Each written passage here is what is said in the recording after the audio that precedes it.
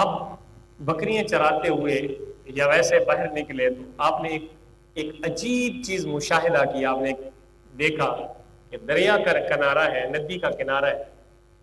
اور کچھ روایت میں یہ ہے کہ ایک جانور ہے, اور کچھ روایت میں یہ کہ انسان مرا پڑا تھا, یا ایک جانور کہہ لیں کوئی مرا پڑا تھا. اور اس کی صورتحال یہ تھی کہ اس جاندار جو بھی مرا ہوا جاندار تھا, اس جاندار کو ندی کے کنارے پہ آدھا حصہ اس کا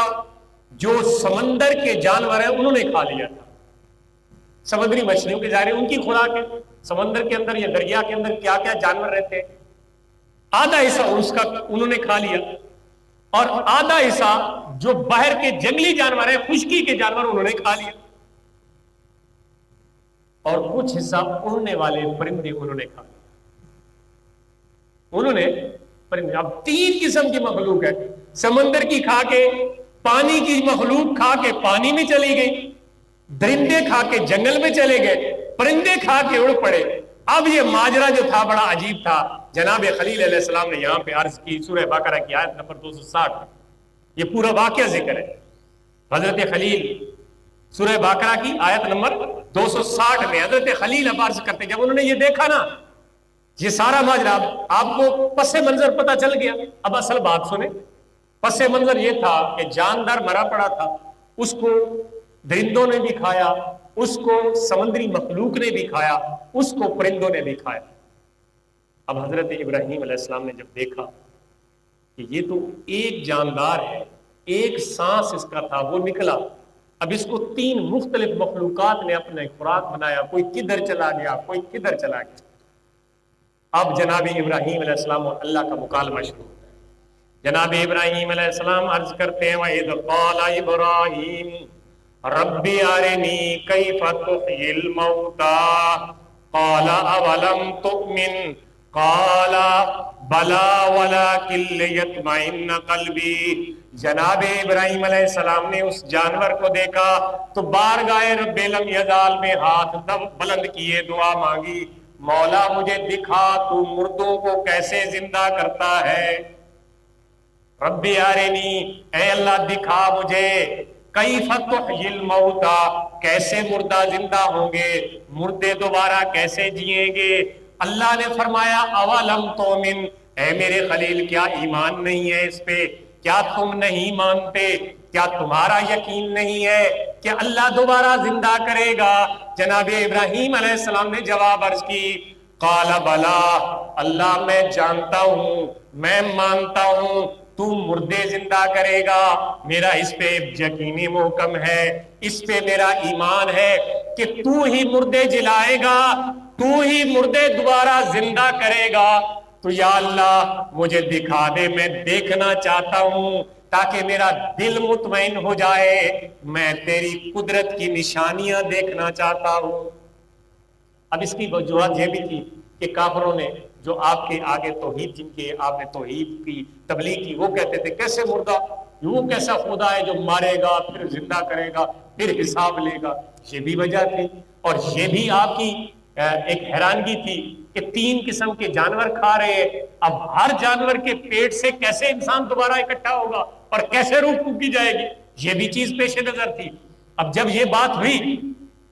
تو جناب ابراہیم علیہ السلام نے اللہ کی بارگاہ میں عرض کی, یا اللہ میں مانتا ہوں, میرا ایمان ہے, یقین ہے, اور انبیاء کا ایمان اور یقین عام مومنین کے مقابلے میں بہت زیادہ ہے. وَلَٰكِن لِيَطْمَئِنَّ قَلْبِي, اللہ نے فرمایا اچھا تو دل کا اطمینان چاہتا ہے تو ایک کام کر, قَالَ فَخُذْ أَرْبَعَةً مِّنَ الطَّيْرِ, اللہ نے فرمایا اے ابراہیم ایسا کر 4 پرندے پکڑ لے.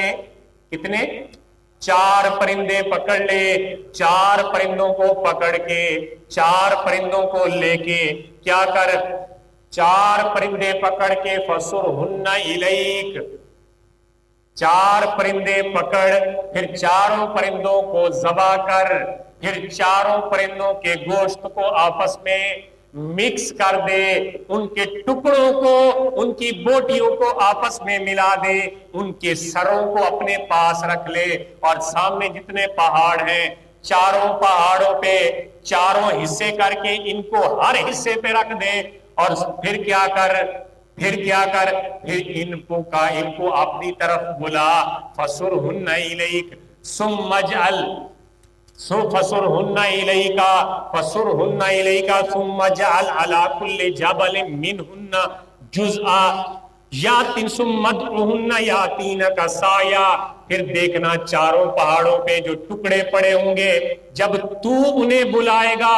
میرا خلیل دیکھ میں وہ رب ہوں، ان چاروں کو کس طرح اکٹھا کر کے تیری بارگاہ میں بھیج دیتا ہوں۔ اب جناب حضرت ابراہیم نے کیا کیا؟ چاروں پرندے، اب چاروں پرندے ان میں مختلف ذکر ہے، مور تھا، کوا تھا، مرغ تھا اور بطخ تھی، یہ چار پرندے، یا ان میں ایک آدھا کبوتر کا بھی ذکر آتا ہے۔ تو بہرحال یہی چار پرندے تھے، تو ان کو پکڑ کے آپ نے ان کو ذبح کیا، اور ذبح کر کے اپنے پاس ان کے سر رکھ لی، اور ان کے گوشت کو مکس کر کے چاروں پہاڑوں کی چوٹیوں پر رکھ۔ اب حضرت ابراہیم چونکہ مشاہدہ کرنا چاہتے تھے، اور مشاہدے سے جو ہے نا وہ یقین زیادہ ہو جاتا ہے، جس چیز کو انسان دیکھ لیتا ہے نا